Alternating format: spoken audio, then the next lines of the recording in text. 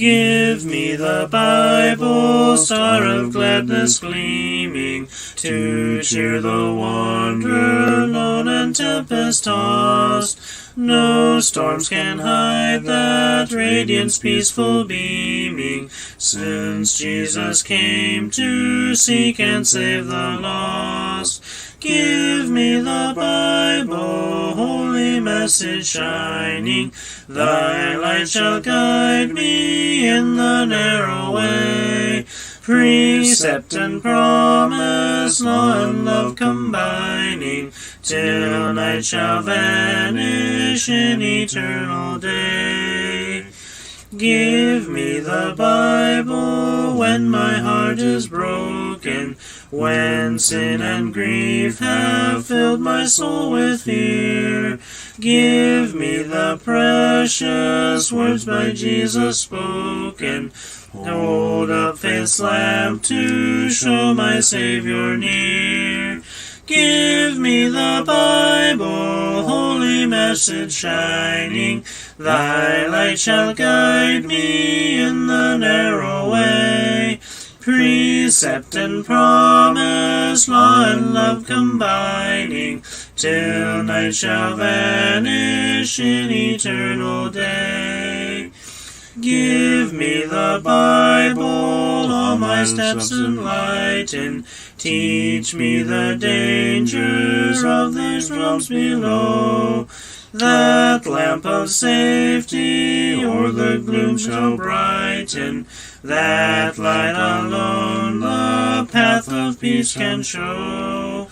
Give me the Bible, holy message shining, thy light shall guide me in the narrow way.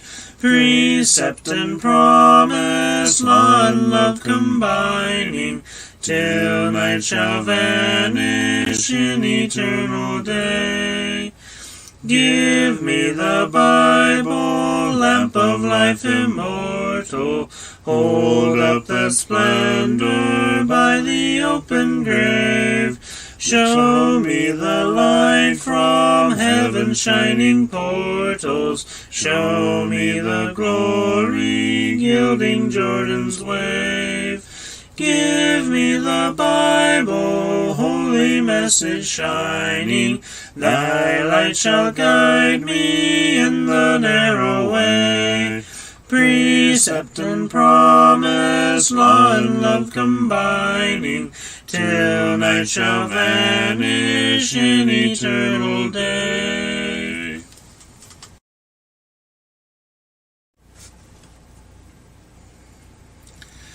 Break thou the bread of life, dear Lord, to me, as thou didst break the loaves beside the sea. Beyond the sacred page, I seek thee, Lord. My spirit pants for thee, O living word. Bless thou the truth, dear Lord, to me, as thou didst bless the bread by Galilee.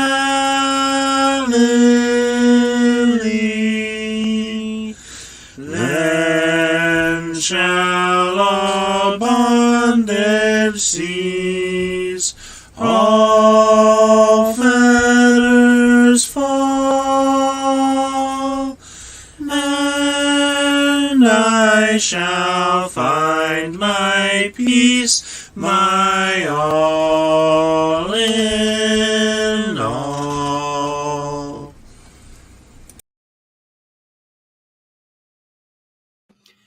Good afternoon. Hello, Sister T. She is joining us in here on YouTube. Good to see you, sister.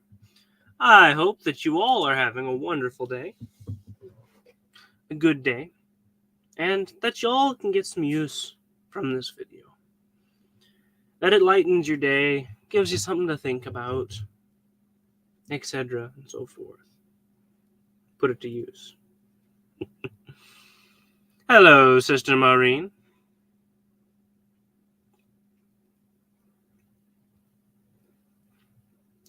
Why, thank you. Thank you for being here and for stopping by.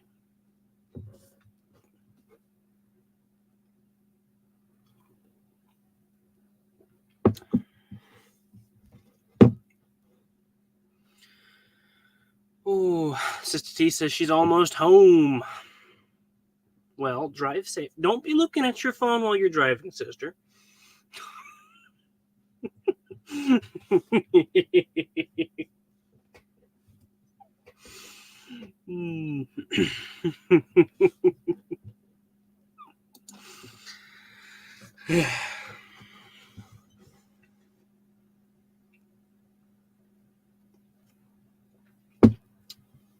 Wonder where everyone's at. We have Maureen. We have Sister T. Oh.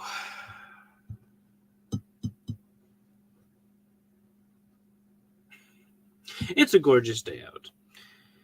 Very, very beautiful up here. It's a little warm, but not too bad. Amos and Skylar are currently at the church building taking down a tree. So that's why Skylar's not here. Yet. He might pop in. You never know.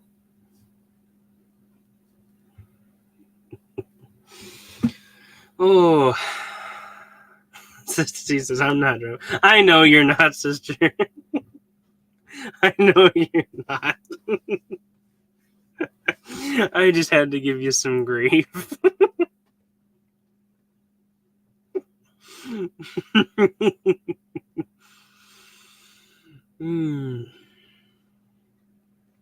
Sheila! Good to see you, sister. I hope that you are doing well. T says, about to go in the house. I think that means she might be getting ready to switch from YouTube to Facebook. If my theory is correct. Oh. But we have Sheila. That's good. We have Maureen, Sheila, and Sister T. I think we have about a full enough boat to go. Where's Reba, though? Did they tag Reba? Yeah, they did. Okay. Interesting. Well, you all. It would appear that we are going to have a rather interesting segment of verses. That are kind of neat.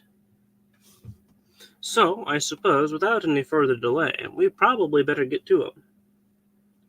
So, in that case, let's grab our pickaxes, our shovels, our hats, mining hats, hard hats. Some of us, yes, I know, we have hard enough heads, me included, no. Me especially. We have hard heads, but it's a good idea to have hard hats. If CJ was here, he'd put in that. But currently, we're without CJ.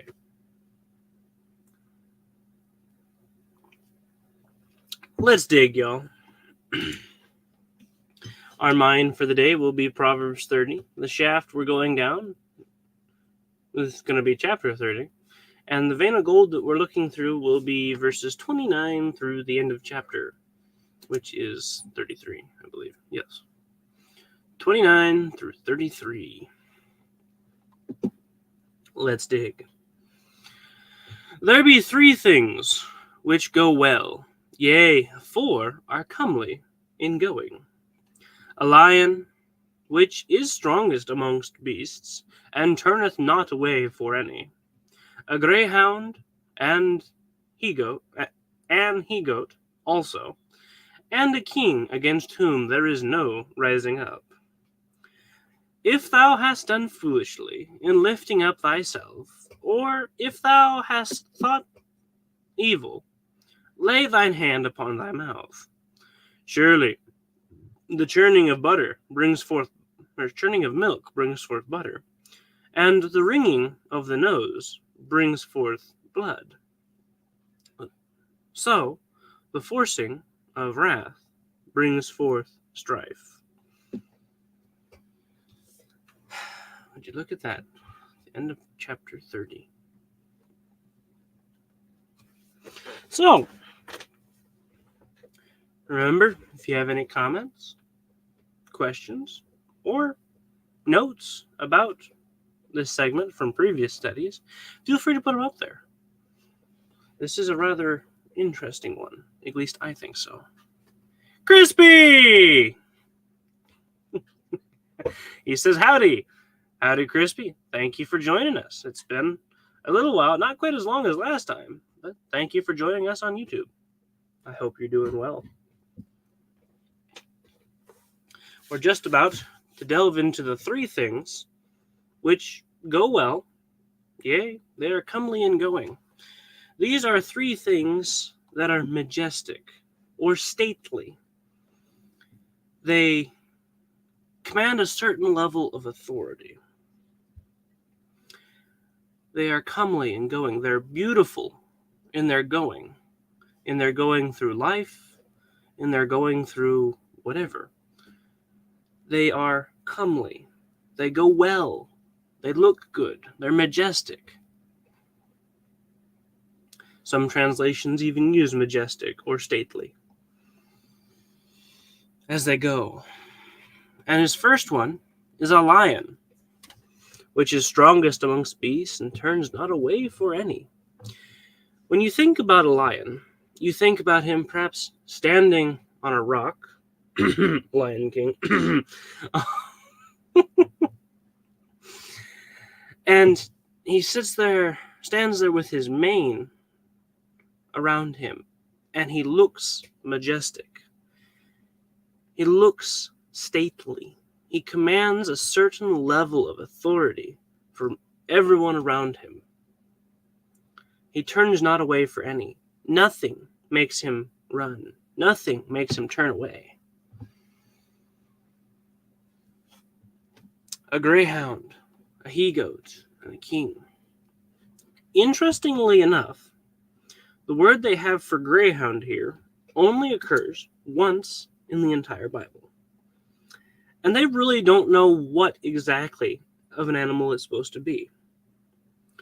ESV says a rooster. All the others say greyhound. And a few suggest even a horse. But the word literally means, what was it? Girt loins. Something that is girded, has something around its loins. Which tends to lead me to think more on the horse, because you normally don't put things around roosters' loins to make it look good. And you really don't normally do that with a dog either. Hello, Skylar! And it's going well, Crispy. Thank you for asking. But a horse, however, I'm sure we've all seen some of those medieval pictures and etc. of horses with all this fancy attire on. They're decked out. They have fancy things on them. They look very majestic, very beautiful. Just like you'd picture a king's horse to look. A he-goat and a king. Each of these things command a certain level of authority. Anyone that's handled horses knows that you don't approach a horse from behind. Do not do that. That's a bad idea. You don't approach a lion haphazardly. That's a bad idea. And if you've ever handled goats, you know that you don't step foot into a goat pen that has a he-goat without being prepared. And the same with a king. You don't just walk in front of a king and tell him to get up and move. No. When you come before a king, you do so with respect. Each of these things are beautiful in their own way. Each of these things command a certain level of authority and respect. You know, it's funny, Amos, Grandpa, and I were actually just talking here on the 4th about he-goats or billy goats or whatever you want to use. And Grandpa was telling us of this one particular goat that he knew. I forget who he said had the goat, but that's unimportant. And whenever you set foot into this pen, he carried with him a chunk of gas line pipe. You know, that real thick wall stuff. It's not exact. It's, about that big around, give or take. Fits in the hand really well. And that is the only line of defense he had against this goat, because this goat would come charging at him. And the only thing you could do was whack the goat with this bar, and then it would turn around and then promptly come back and charge you again. It didn't learn very much. So while you were in there in that pen, you had to have that thing to defend against this goat. And many goats are like that. You don't approach a goat haphazardly. You don't approach a lion or a horse or a king. You do so with a certain level of respect. Each of these things, even though they're dangerous, even though they aren't to be messed with, each of them are beautiful in their own way. Our nugget number 1. This is such a detailed and interesting portion. So we're going to have a really interesting nugget. And feel free to further study this, because this is not the only layer to this description. But the best nugget that I can come up with for this segment. Nugget number 1. Live your life. How do I want to word it?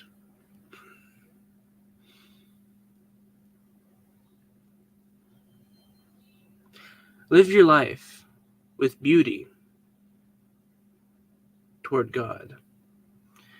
Each of these things, we are supposed to live our lives in ways that are pleasing to God, in ways that have that beauty, that honor, that are pleasing to God. That doesn't mean we have to live exactly dangerously. That doesn't mean we have to be a prickly pear or a roaring lion. But we're supposed to live our life in beauty. Each of these things, as I mentioned earlier, are majestic in their life, as they go through life, in their going.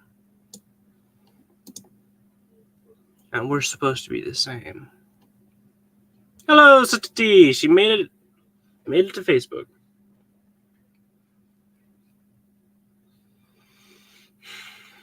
Nugget number 1. Live our life in beauty toward God.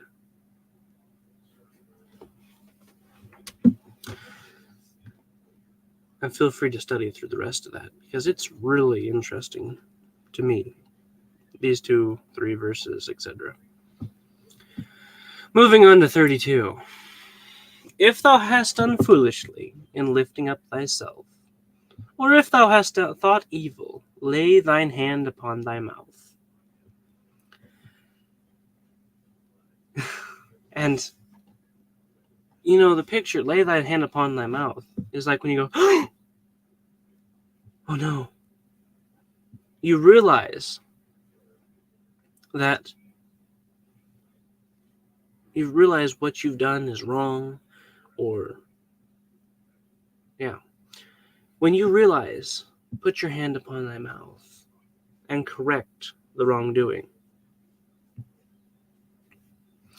Nugget number 1, live your life in beauty to God.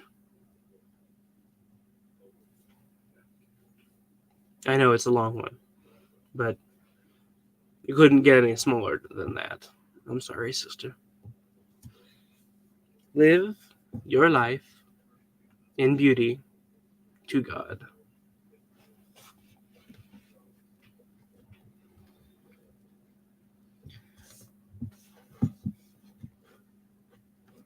If you've done foolishly in lifting up yourself, in being arrogant, in being prideful, or if you have thought evil, lay thine hand upon thy mouth. If you fall into this category, realize that you're wrong and correct it. Each of these two things, they're foolish, as he describes it. This verse points our direction toward self-examination. We're supposed to be constantly examining ourselves, weighing the balances. Did what I do is good, or is it bad? Did I just think something evil, or something good? Did I just say something God would want me to say, or something the devil would? We have to weigh the balances. We have to examine ourselves. And when we make that realization, we have to correct the wrongdoing. Lay thine hand upon thy mouth.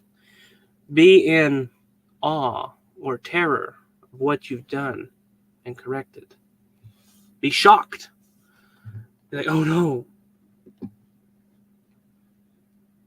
Nugget number 2. Examine yourself daily. Examine yourself daily. And our final verse for the chapter. Surely the churning of milk brings forth butter.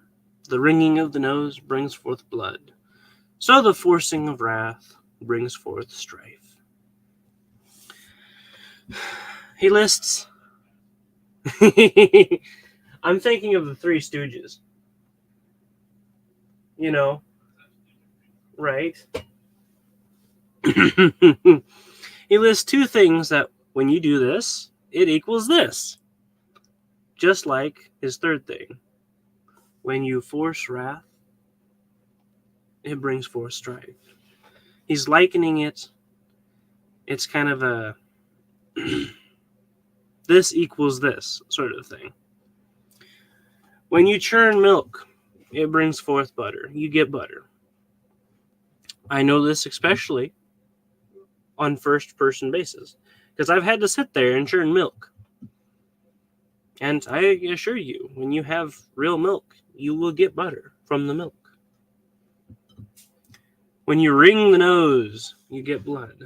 And that part right there makes me think of the Three Stooges, where Mo will grab the nose and twist it. Come here, you. And drag the guy along. That's the imagery that I always get.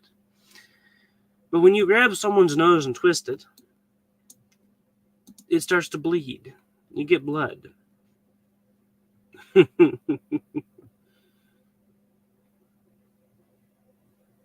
Give me one moment, Sister T. I'll get you 3, and then I'll go get you 2. When you wring the nose, you get blood. And just in the same way, when you force wrath, you get strife. When you poke, when you press on anger, on wrath, kind of like if you see a man who's angry and you call him an idiot or something, you poke at him, you only get more anger. You get strife. You get difficulty and pain. When you force wrath, you get strife. This equals that. Nugget number 3.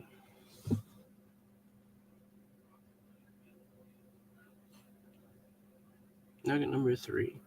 Consider the outcome.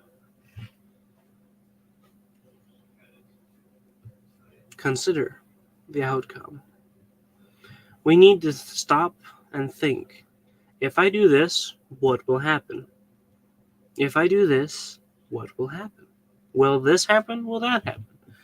We have to stop and consider the outcome. Nugget number 2 was examine yourself daily. We have to stop and consider. We have to stop and examine ourselves daily. Nugget run through. Nugget number 1. Live your life in beauty toward God, to God, etc. Nugget number 2.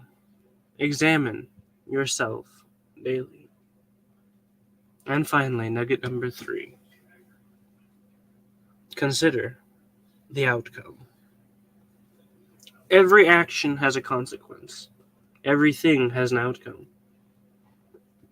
We need to consider, is it a good outcome or is it a bad one?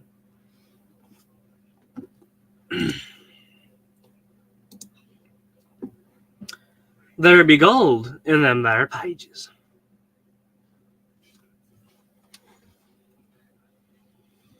Sister T says she got it. Thank you, sister, for writing them down.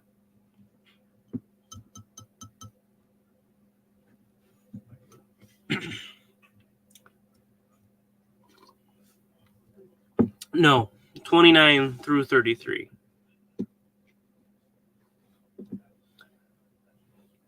Proverbs 29 through 33. See, Sister T, 29, 30, and 31 all go together. You can't separate them. And so I could only pull one nugget out of that segment. Crispy says, time for chicken nuggets. By all means, if you want to go get chicken nuggets, have fun. Make sure they're golden brown. It's golden nuggets, Didn't say what the nugget was made out of, per se.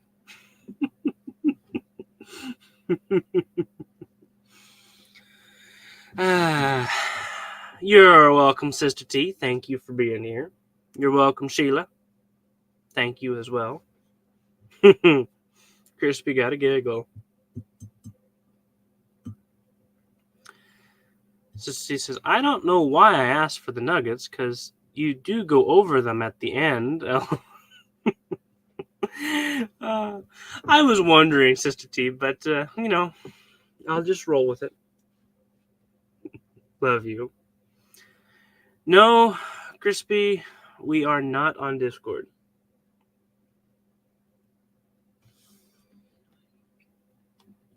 Maureen says, thank you, Oshea. You're welcome, Maureen.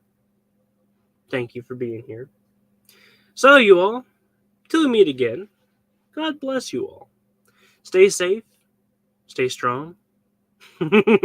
Yes, I do, Sister T. Stay safe. Stay strong. Enjoy the day. It's gorgeous out there. Remember, there's beauty in just about everything. Love you. Bye-bye. Toodaloo. Pep, pep. Cheerio.